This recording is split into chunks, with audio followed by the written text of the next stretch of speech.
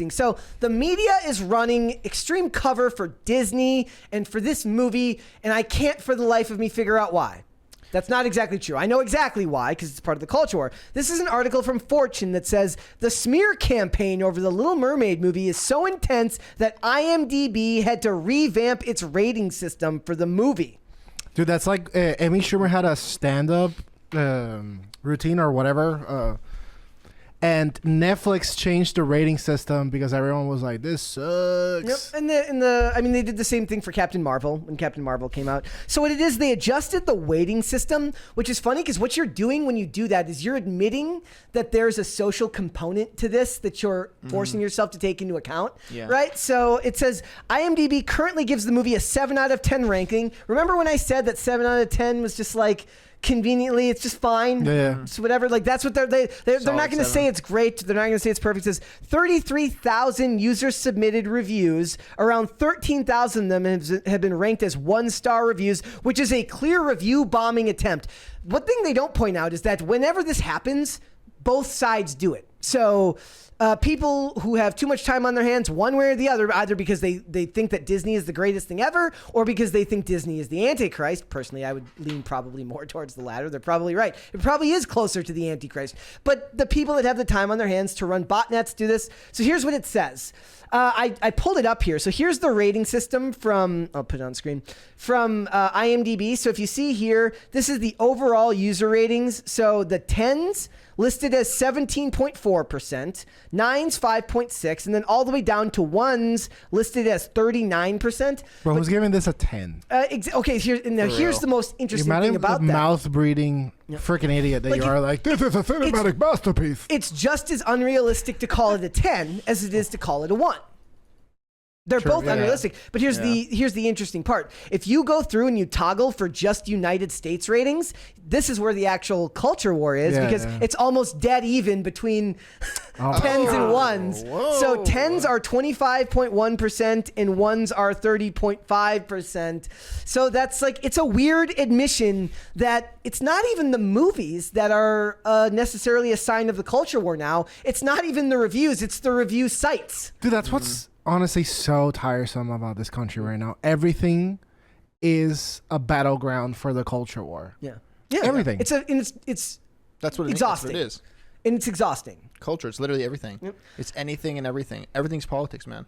And Come on. Well, and that's annoying. That should tell you who okay, Shapiro, chill out. Is. Hey, I mean, it's not wrong about everything. And then I know the guys on Friday Night Tights also pointed this out, that if you look at the audience score, you can toggle. So the verified audience score has sat firmly at 95% since it came out. And never moved. But if you toggle from verified audience to all audience, it drops to 57.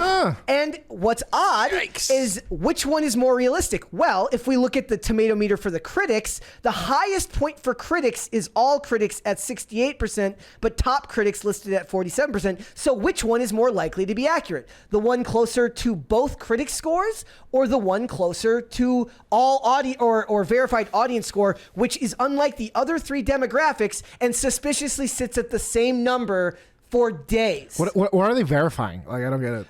It means you have to be a member of Rotten Tomatoes, so you have to have a Fandango social credit score. You have to have a Fandango account and register through there to do a verified rating. Also, interesting fact, I don't know if it's still true, but the CEO of Rotten Tomatoes was once an executive at Disney. Whether that's relevant here, I can't say or not. Interesting. But it is interesting, right? Like whether I don't see a connection. Quite the fact. But if you look at it, the all audience score sits at 57%, which lists it as a 3.1 out of 5. I think 3.1 out of 5 is more than fair to this movie. Like a 4.7 out of 5 is not a fair representation of what this movie is. Dude, but if even progressives are like, this movie sucks. Yeah. I mean, it has to be. Probably sucks. Yeah. Insanely bad. Probably sucks. So why is it that not only the movies are a sign of the culture war, not only are the reviewers a sign of the culture war, but the actual aggregation of the reviews? Think about it like this. We were talking earlier about rating systems. Like, is anybody really going, like, is any mom or dad on social media over the weekend, or they're on their computer and they're like, I want to take my kids to go see the new Disney movie. I'm going to go check Rotten Tomatoes to see if I should bring my kids to it. I don't buy that is still a strong sign of how the culture goes. Like, I don't think people are using rating systems on Rotten Tomatoes to decide whether their kids whether they're taking kids to go see a movie. I don't think so either. Like, does that seem logical to you? No. Like, I mean, I would, but like not anymore. I guess maybe if you're like so blissfully unaware of the culture war, right? Like you're just, I guess. you're just But not who paying is attention. at this No, point? There are some. There, actually. no. There are some people that are just they purposely tuned it out too. No, there's plenty of people. It's more of that. I actually think that there's we discount the fact that we're in a bubble of our own. Definitely. Being part of the culture war here. Yeah. That there's Who, plenty us? of people. There's plenty of people who are gloriously unaware of all of this stuff. Right. Like that are just living their lives, and you can judge them however you want, but they're probably happier. Like they really probably are. I think they are. Like, I was watching a thing. Here's an interesting cross-section. I saw somebody sent me a review, a reaction to, like, Tom McDonald's recent video where somebody reacted to it. And it was somebody reacting to it, and he mentions in the song the phrase, "Let's go, Brandon." And then the people who were reviewing the video, who review all this dude's videos, say, what was "Let's go, Brandon"? Some Trump shit?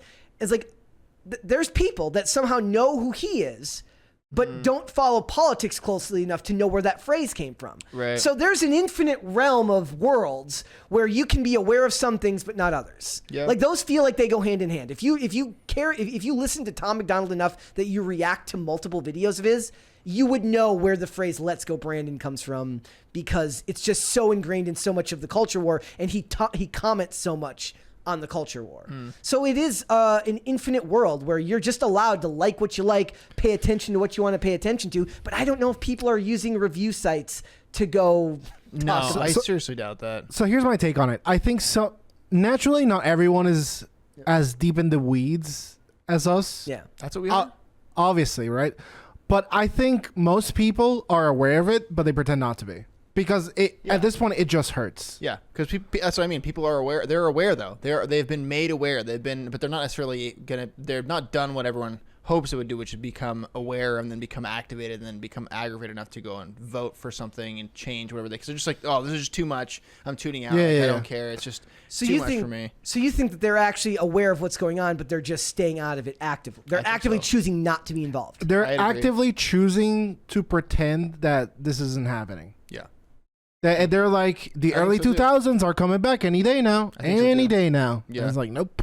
They just have like this idea. It's a particular kind of bias where you just think that, like, you know, it's like there's just no way that anything could change. Like, it's not going to get different. It can't dramatically. What you mean, change. like they think it's not going to get better or not going to get worse, so they're just staying out of it completely? I think that they think that if they stay out of it completely, like, it won't affect them. Yeah. More so that. I mean, yeah. So like that's. It will. I get it though. Like I get it. Like, I get it too. not. I wish look, I could. Not Honestly, everybody sometimes I cares wish I could. enough to want to comment about. Like if you look at most of my social media, you wouldn't know. How did you come out of the pandemic not knowing anything about social culture? You can't. It's impossible. Like, Because you'd be on your computer plugged in all the time. Yeah. but watching what? Right. Exactly. Everything is woke propaganda. That's what I'm saying. Like, there's no way you aren't aware. Even if you're on the computer, you're watching TV, which is almost worse, and then you're gonna be like, no, totally, I agree. But also, like, somebody says, did you talk about the Disney employee wearing a dress? No, we have not. We did not talk about that. I didn't get a chance to look deep enough into that one here. But it's really funny because these sites, they run extreme cover for Disney. And then this was a tweet from Geeky Sparkles from Clownfish TV. She says, for F's sake, The Little Mermaid didn't underperform overseas because of review bombing on some sites. It just didn't do well overseas. Move on. It still did okay over here. I love how these media outlets mock tinfoil hat theories of other people, but of others, but then do the same thing. Oh. That's a very fair take. You think so? She's right. Also, about like 10 years of coping. 10 years of every one of these dog shit movies that come out, it's like, well, actually what happened was that... That's all I hear when I hear that. I just tune out because as soon as I hear like some kind of explanation about it, it's like, dude, if it was this smash hit, or was it's just, I know she's saying it was like it did okay. No, what she's saying, she's right. The movie did do fine. Maybe I misunderstood. No, the movie did fine here. I mean, it didn't do great. They're still running cover by saying it did fantastic. It was like the 5th highest grossing Memorial Day weekend of all time. That's not all that great when you think of it being a Disney princess movie. Fine, whatever. But the point is like it's like the Fast and Furious. The Fast and Furious 10 bombed here, but did exceptionally well overseas, whereas the Little Mermaid bombed overseas, but only did okay here. So she's not saying it did fantastic, but this is an actual article. This says the Little Mermaid splashes to $164 million global bow, but there's something fishy overseas as Disney pick beset by review bombing. They're running cover as if people in other countries aren't going to this movie because some people on some websites review bombed it. I don't buy it. Yeah, I don't buy it. Yeah, I don't agree with that either. Like it says, well, Rob Marshall directed Updated has a 95% verified audience score on Rotten Tomatoes. Again, we've discussed what that means. There's no way a score sits starkly, firmly at 95 over the most turbulent days of the like. You can expect a score to stabilize over time, right? Like it finds its level after a couple of days, right? I always talk about how I think woke is dying and it's on its way out. But now that I think about it, I think that the thing that's keeping... by the way, I hate the word woke. I say progressives because woke is just like the shield for progressivism. It's their word anyways. Don't use it. True. Good point. So I think what's keeping progressivism and wokeness alive is the counter economy that's been created to just hate that kind of stuff. If you let it go, it runs rampant and it just gets worse. I don't know. How can it get worse? I don't know whether the counter revolution does any good long term. I think there's a lot of good being done right now, but leaving it be to just I don't agree with that. There is no answer in this where it's just you stand by and let it happen. Otherwise, you get to the point we're at now. Like worse is Mao Zedong. Like that's the only way that it can get worse. Mao kind of sucked. No, bad guy. So like, not a cool dude. Not a fan. Thumbs down. How does just leaving it be? It doesn't fizzle out. It expands. It expands to new departments. It expands to new projects. It takes over other industries. What do you do with a kid throwing a tantrum? You ignore them. This is not one kid throwing a tantrum. These are industries that are all interconnected that have created an economy based on things like ESG scores at companies, DEI departments at businesses, all funded either statistically through the government or investment firms. Listen, I'm hip with the lingo too, but what I'm saying is that doesn't die out. No, but what I'm saying is there is no cap. It ain't bussin'. No, but seriously, what I'm saying is like there is no alternative. It's woke and reactionary. Yeah. No one's trying to do the new Godfather. No one's trying to do the new whatever, Memento, any other piece of art. Everyone's just like isn't Rogue terrible? Those things are still being made. It's just they don't get the you're right on one aspect. They don't get the press. That like Better Call Saul was great, but it doesn't get the press that woke Disney stuff gets, right?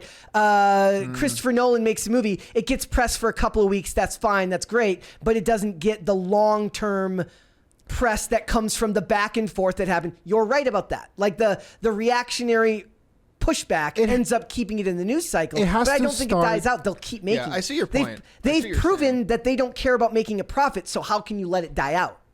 Yeah. I mean... I don't know how. That's what I'm saying. Like they keep bombing and bombing. Like how is this even possible? I think it's like economists are the most unnecessary profession in the world. What? They get everything wrong. Who was the guy earlier that I was just talking about earlier? Who the guy who always gets it wrong? Kramer. Yeah, like there was like an article in the news today. It's like, what's his first name? Like is like George Jim Cramer. Jim Cramer. There's like Jim Cramer predicts a huge economic boom in the next few months. I was like, crap. You mean the opposite is going to happen? Yeah. Economists are misunderstood, man. I'm an economist. Like I have a degree in economics. I don't. Are you? Do you really? Yeah, I really do. Based. So I don't think economists. I just shat on you without knowing. No, but I don't think economists are the ones to blame at all. I think that economics is completely misunderstood. I see what you're saying, but I don't think economists are the people to be held to task with that. I don't think Jim Cramer is really an economist. No, what I meant by that is. Are you talking about finance bros? Because that's people often conflate those, and it's not. The same. Honestly, I don't mean the people as much as the engine.